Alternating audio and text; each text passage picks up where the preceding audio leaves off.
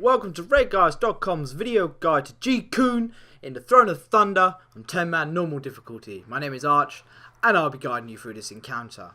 This is a bit of a strange one. It is quite tricky to get the tactic figured out, but it is quite straightforward. You need to sort of split your raid in two. Alright? So you need to have the team who will be killing the boss, and the team who will be killing the eggs. Now, very quickly into the fight, she will activate a nest. There's, I think, 7 different nests. It's always that bottom right one you can see where the X is now that activates first. And when she activates it, there'll be 4 eggs that are there, which need to be, you can just jump down off of the platform and DPS them down. If they're not DPS quick enough, ads will spawn from the eggs, as you can imagine. So they need to be killed. Now, when they are killed, each egg will drop a feather. You have to click on this to pick it up, and you'll get an extra action button which allows you to fly for 10 seconds. This you need to use to fly to the second nest, which you can see there behind the blue. And yes, I am very bad at jumping. So then you have to fly to the second set, kill the eggs there, and then use a feather to fly to the third nest, kill the eggs there. Now the team that are flying around killing eggs will need to pick up a new feather every second platform to make sure that they have enough charges, because each feather only has 4 charges, but you can't pick up a new feather for a minute. So every second platform should roughly work out about right. After you've killed that, the nests above the arena, which you can't really see right now, they're up the top, will start spawning instead, and so you need to fly up there and kill them. If any eggs manage to aren't killed quick enough, and any ads that spawned aren't killed, they will turn into juveniles, which will fly above the raid, dealing damage. They can be dangerous if you get too many of them. 1 or 2 isn't raid over, but they do need to be dealt with. Now, notice I said that you want to pick up every other platform's feather. This means that the second platform has 4 feathers available. You saw me attempting to jump down and grab the feathers, which I did very badly at. You want to have 2, maybe 3 people who are killing the boss jumping down and picking up a feather. Because when he does feed young, you need to use a charge of this feather to fly up and intercept the food in the air. By doing this, you'll get a 30-second buff, increasing your damage. Now, for every green puddle, these green puddles, which they're the feed young, which don't get intercepted, they'll land on the floor and they'll be damaged if you stand in them. If you stand in it, you'll take 100,000 damage every second. However, if you stand in it for 3 seconds, it will disappear, giving you a debuff which stacks, increasing your damage taken from future puddles, but also increasing the damage buff you gain from intercepting the feed young food.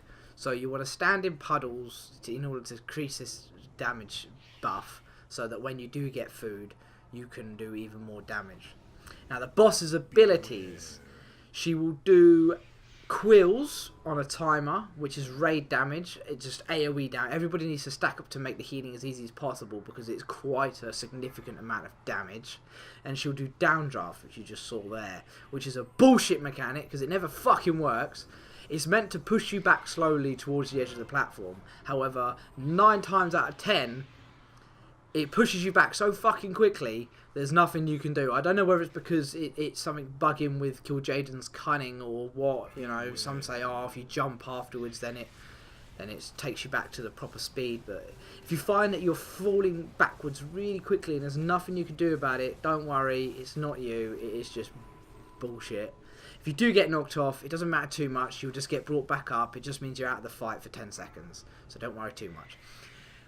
Outside of these 2 abilities, you need to stay spread, because she'll do like a circle you just saw on a raid member, and that will deal damage to you, but also anybody standing inside of it. So you need to stay spread out a fair bit.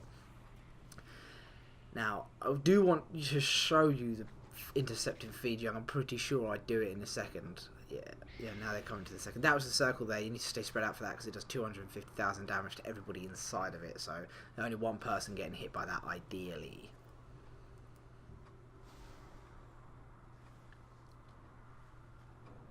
And here come the quills. Oh, no, Dandruff first. Thought I'd use that to get myself onto the platform because I suck at jumping. And these are the fledglings that spawn from the eggs, so they need to be killed fast. Then you pick up a feather. You get an extra action button, which allows you to fly. And when you intercept a bit of food, like I just did there, you'll turn green and you'll get a damage increased buff. Which you need, because it helps kill the boss.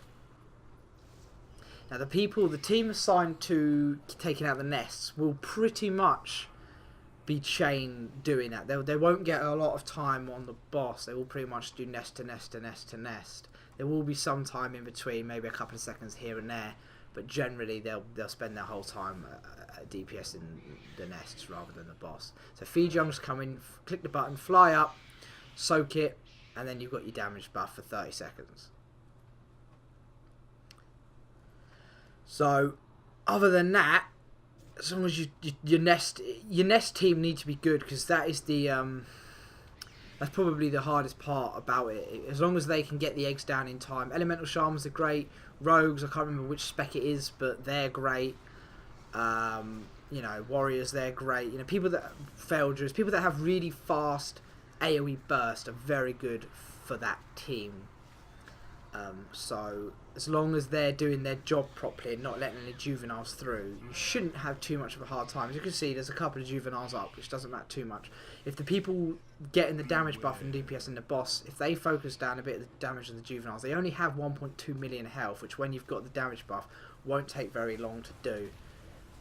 You should be okay. So Dandruff comes out. As you can see, it's pushing me off way too fast, and then it decided to slow down. So it's just shit.